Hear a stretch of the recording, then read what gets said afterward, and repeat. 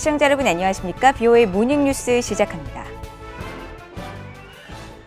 아시아를 순방 중인 웬디 셔먼 미국 국무부 부장관이 한국을 방문하고 문재인 한국 대통령과 정의용 외교부 장관을 잇따라 만났습니다.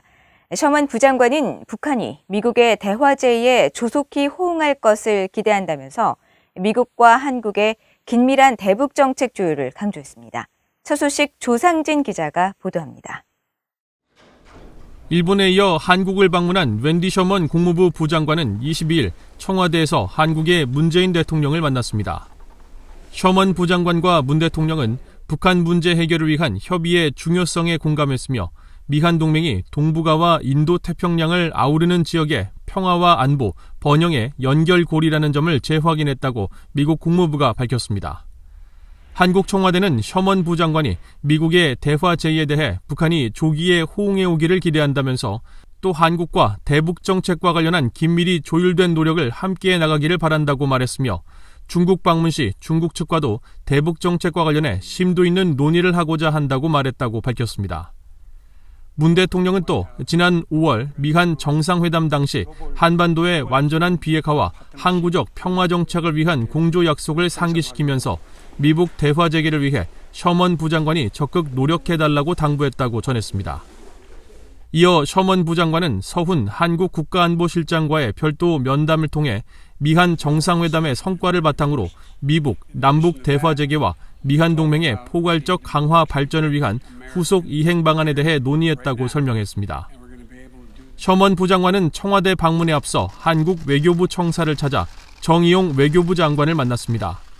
국무부는 미한 양측이 한반도의 완전한 비핵화 의지를 논의하고 한반도의 완전한 비핵화와 항구적 평화 정착을 위해 외교와 대화가 필수적이라는 점을 재확인했으며 투명성과 인권 존중, 민주주의와 법치주의가 뿌리내린 자유롭고 열린 인도태평양의 비전을 달성하기 위해 미한 동맹이 매우 중요하다는데 뜻을 같이 했다고 밝혔습니다.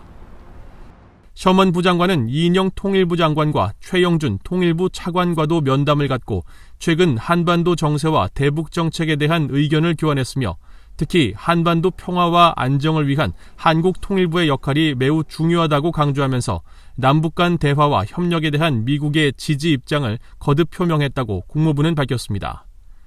일본에 이어 한국 일정을 소화하고 있는 셔먼 부장관은 23일 최종건 한국 외교부 1차관과 다시 만나 제9차 미한 외교차관 전략 대화를 한 뒤 다음 순방국인 몽골로 떠납니다. BOA 뉴스 조상진입니다. 웬디 셔먼 국무부 부장관의 중국 방문을 앞두고 미국 정부가 북한 문제 해결에 대한 중국과의 협력을 다시 강조했습니다. 적대적인 두 나라의 관계 속에서도 이익이 교차하는 지점이 있고 북한은 그중 하나라는 겁니다. 함지아 기자가 보도합니다. 미국 국무부의 네드 프라이스 대변인은 21일 정례 브리핑에서 일본과 한국, 몽골 순방에 나선 웬디 셔먼 국무부 부장관의 중국 방문 일정이 새로 추가된 것과 관련한 질문을 받았습니다. 프라이스 대변인은 셔먼 부장관이 북한 문제에 대한 협력을 중국에 요청할 것이냐는 질문에 미중 관계는 경쟁 관계면서 적대적인 요소들이 있지만 관심사가 일치되는 요소도 있을 것이며 여기에는 북한 문제가 포함된다고 밝혔습니다.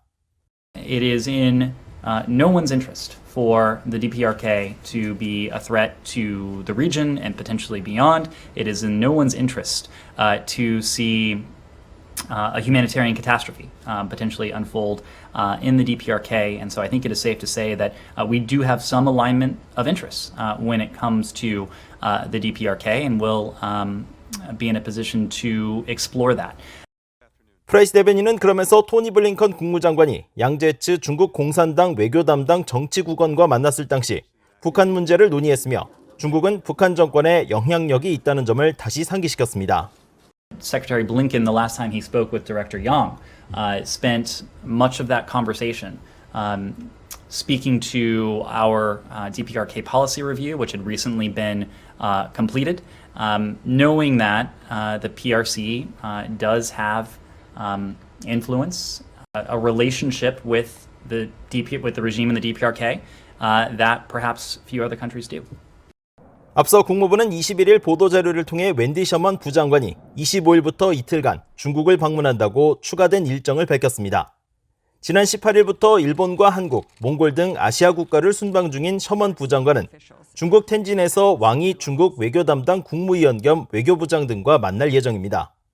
프라이스 대변인은 이번 셔먼 부장관의 중국 방문은 미국의 이익 증진에 매우 중요한 만큼 양국은 서로의 이해가 일치되는 분야를 탐색할 것이라고 말했습니다.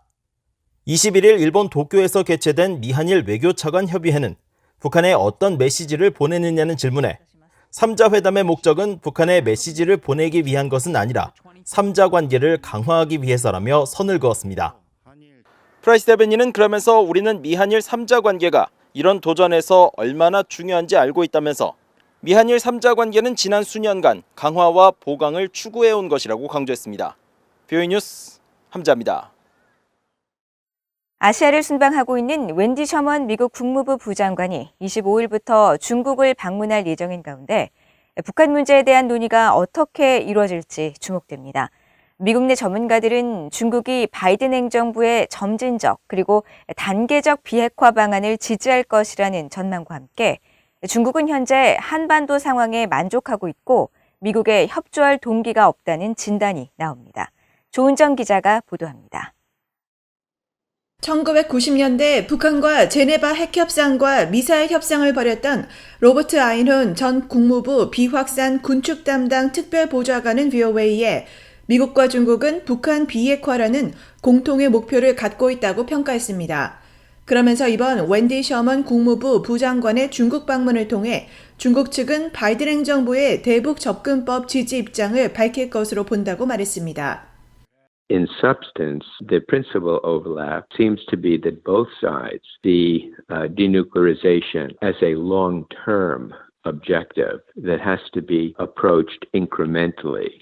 The Biden administration has made clear that it supports an incremental approach that begins with practical steps to limit the North's capabilities. And I think China very much will support the idea of incremental steps.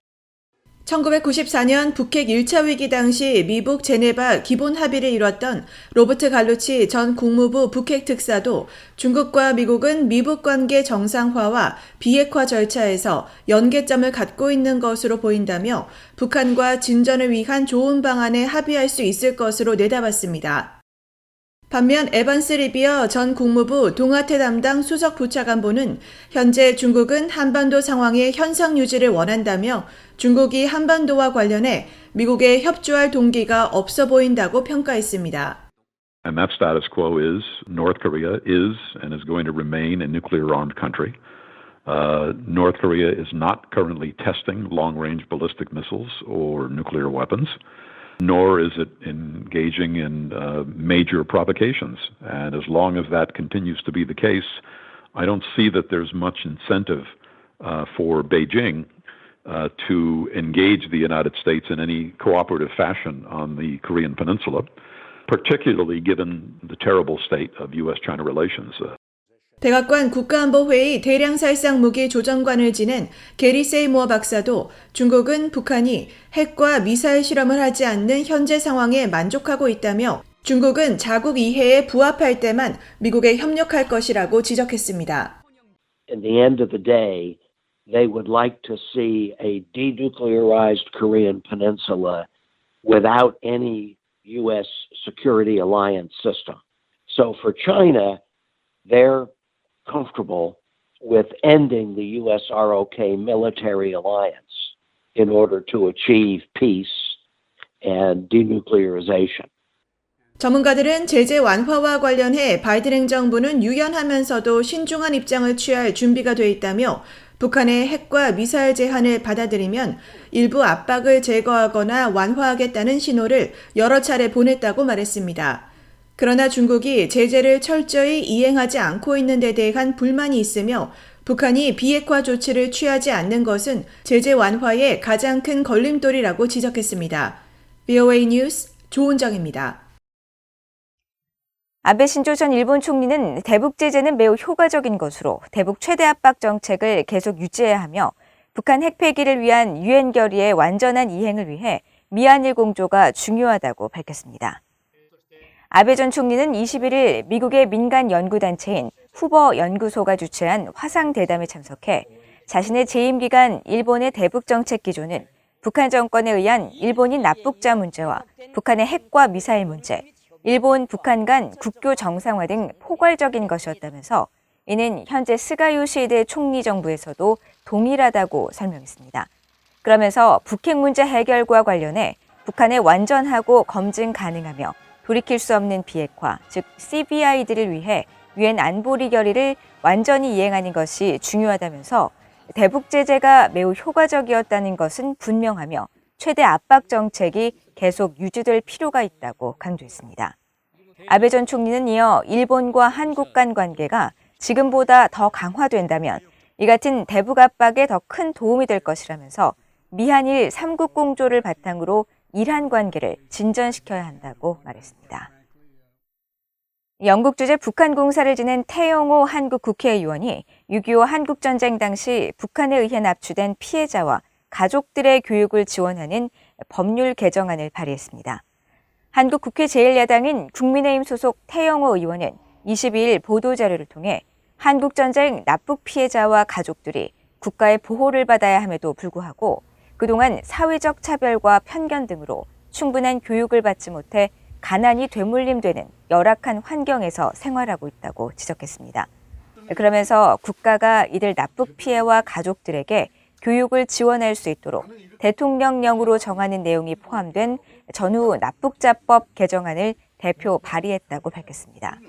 태 의원은 지난 1953년 정전협정 후 납북 피해자가 3,800여 명에 이를 정도로 많지만 이들 대부분이 과거 북한 간첩으로 의심받거나 고의적으로 월북했다는 비난을 받는 등 인격권을 침해받아온 것이 사실이라며 앞으로 북한 정권에 의해 피해를 당한 국민의 아픔을 치유하고 지원하기 위한 법안 마련에 더 힘써 나갈 것이라고 강조했습니다.